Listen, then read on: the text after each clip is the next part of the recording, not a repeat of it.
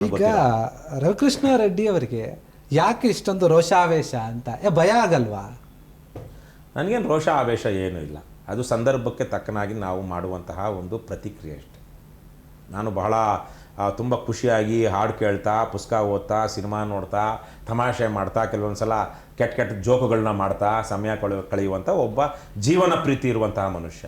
ಆದರೆ ಸಾಮಾಜಿಕವಾಗಿ ಸಾರ್ವಜನಿಕವಾಗಿ ಬಂದಾಗ ಬಹಳ ಶಿಸ್ತಿನ, ಬಹಳ ಕಟ್ಟುನಿಟ್ಟಿನ, ರಾಜಿ ಇಲ್ಲದಂತಹ ವ್ಯಕ್ತಿ. ಸೊ ಹಾಗಾಗಿ ನಾವು ವೈಯಕ್ತಿಕವಾಗಿ ಖಾಸಗಿಯಾಗಿರುವಾಗ ಬೇರೆ, ಆದರೆ ಸಾರ್ವಜನಿಕವಾಗಿರುವಾಗ ಬೇರೆ.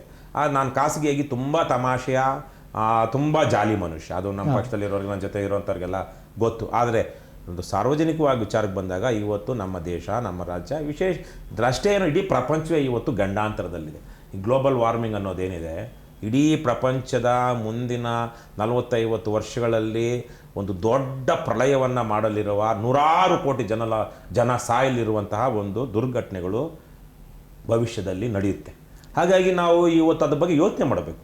ಇವತ್ತು ಅದ್ರ ಬಗ್ಗೆ ಯೋಚನೆ ಮಾಡುವಾಗ ನಮ್ಮ ಜನಪ್ರತಿನಿಧಿಗಳಾದವರು ನಮಗೆ ಏನಾದರೂ ಶಾಕ್ ಅಬ್ಸರ್ವರ್ ಕೊಡ್ತಾರಾ, ಒಂದು ಕುಷನ್ ಕೊಡ್ತಾರಾ ಮುಂದಿನ ಜನರಿಗೆ?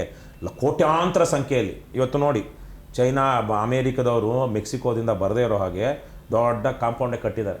ಅದೇ ಒಂದು ಜ್ಞಾಪಕ ಇಟ್ಕೊಳ್ಳಿ. ಇವತ್ತು ನಾವು ಬೆಂಗಳೂರಿಂದ, ರಾಜ್ಯದ ದೇಶದ ಬೇರೆ ಬೇರೆ ಭಾಗಗಳಿಂದ ಬಾಂಗ್ಲಾದೇಶಿಯರನ್ನು ವಾಪಸ್ ಕಳಿಸ್ಬೇಕು ಅಂತ ಮಾಡ್ತಾ ಇದ್ದೀವಿ. ಎಷ್ಟು ಲಕ್ಷ ಬಂದಿದ್ದಾರೋ ಗೊತ್ತಿಲ್ಲ.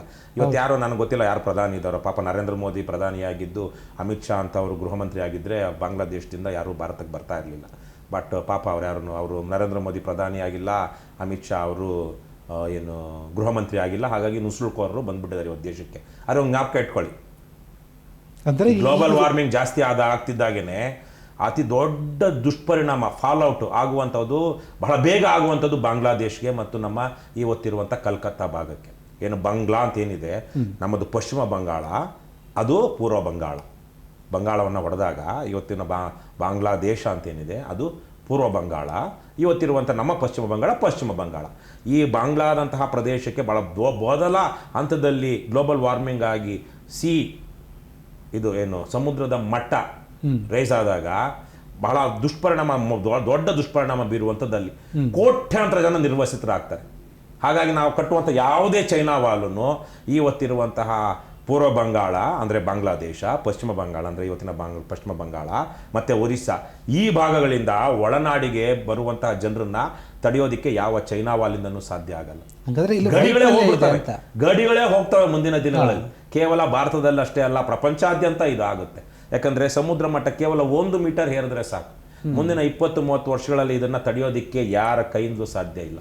ಇದು ಪ್ರಾಕೃತಿಕ ವಿಕೋಪ. ಹಾಗಾಗಿ ನಾವು ಇದನ್ನು ನಿಲ್ಲಿಸೋದಿಕ್ಕೆ ಅಥವಾ ಆವತ್ತಿನ ಸಂದರ್ಭಕ್ಕೆ ಭವಿಷ್ಯವನ್ನು ಮನಗಂಡು, ಕಾಲಜ್ಞಾನವನ್ನು ಒಂದಷ್ಟು ತಿಳ್ಕೊಂಡು ಒಂದು ವ್ಯವಸ್ಥೆಯನ್ನು ಕಟ್ಟುವಂತಹವ್ರು ಯಾರು? ರಾಜಕಾರಣಿ, ನಮ್ಮ ಜನಪ್ರತಿನಿಧಿಗಳು. ಆ ಜನಪ್ರತಿನಿಧಿಗಳು ಎಂಥವ್ರು ಇರಬೇಕು? ಇವೆಲ್ಲವನ್ನು ಗಮನಿಸುವಂಥ ಯೋಗ್ಯತೆ ಇರೋದು. ಅವ್ರನ್ನ ಯಾರು ಆಯ್ಕೆ ಮಾಡ್ಕೊಳ್ಬೇಕು? ನಾವೇ ಆಯ್ಕೆ ಮಾಡ್ಕೊಳ್ಬೇಕು. ಹಾಗಾಗಿ ಜವಾಬ್ದಾರಿ ಯಾರ ಮೇಲಿದೆ?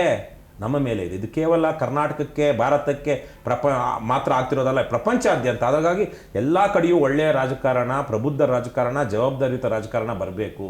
ಹಾಗಾಗಿ ನಾವಿವತ್ತೇನು ರಾಜಕಾರಣ ಮಾಡ್ತಾ ಇದ್ದೀವಿ, ಇದು ಬಹಳ ಗಂಭೀರವಾದ ರಾಜಕಾರಣ ನನ್ನ ಪ್ರಕಾರ.